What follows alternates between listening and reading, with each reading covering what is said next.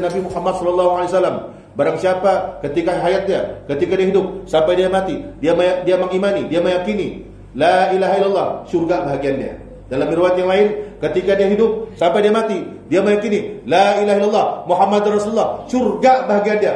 Nabi sudah optimis kita ini pasti akan ada surga bagian kita. Tapi Nabi sangat risau kita masuk ke neraka Allah Subhanahu wa ta'ala. Sebab itu Nabi ajar kita apa sembahyang, jangan kamu lupa. Itu imam baru assalamualaikum warahmatullah, assalamualaikum warahmatullah, itu mindak terus loh. Ini taik kolot kalian.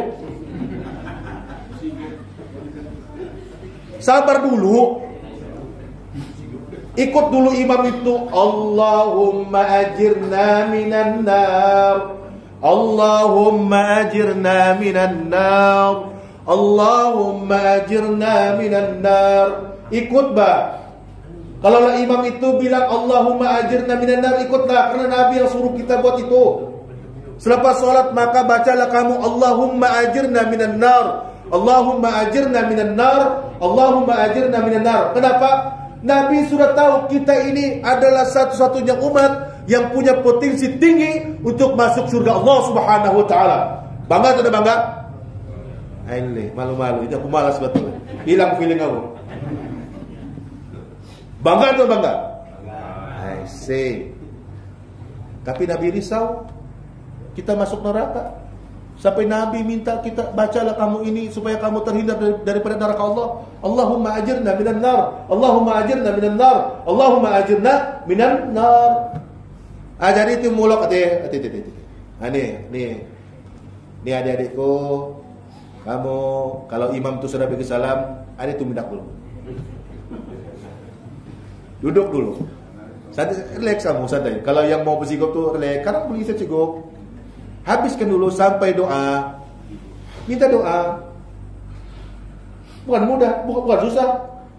Imam yang mendoakan, kita mengaminkan. Nah, tapi biar yang benar lah. Imam itu mendoakan apa? Ditranslatekan, ya Allah ya Tuhanku, permudahkan aku urusan berbini.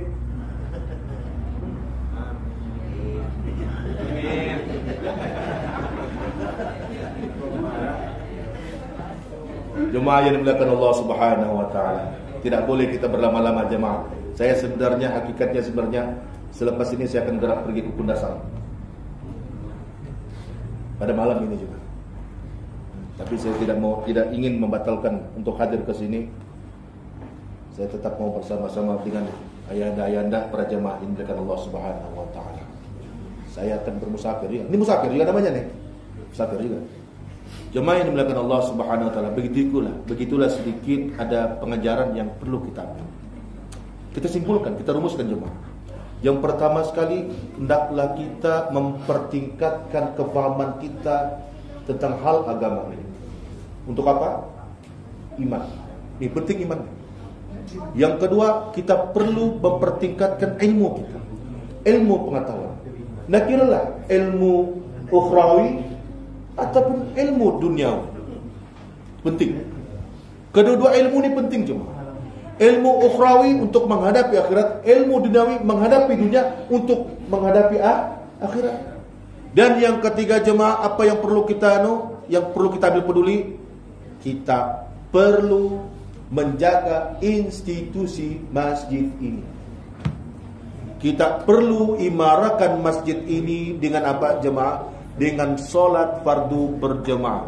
Terakhir jemaah yang ingin ku kongsikan, dan ini berita gembira untuk kita. Ini berita gembira yang Nabi sampaikan, lalu ku sampaikan kepada jemaah semua. Mudah-mudahan ini sangat menggembirakan kita. Begitu Nabi Muhammad SAW telah pernah menyatakan berkenaan tentang ada satu amalan yang Allah SWT sangat kagum, sangat teruja, sangat suka dengan perbuatan kita itu. Karena bahwasanya kita sudah maklumi ketika peristiwa Isra wa Mi'raj itu Nabi SAW diberi perintah mendirikan solat fardu di bawah waktu. Adakah dalam perintah itu perintah solat berjamaah? Ada? Memang tidak. Adakah perintah itu dirikan solat itu di masjid? Tiada. Tapi ada petunjuk, ada isyarat ketika baginda Nabi sampai di Masjid Aqsa.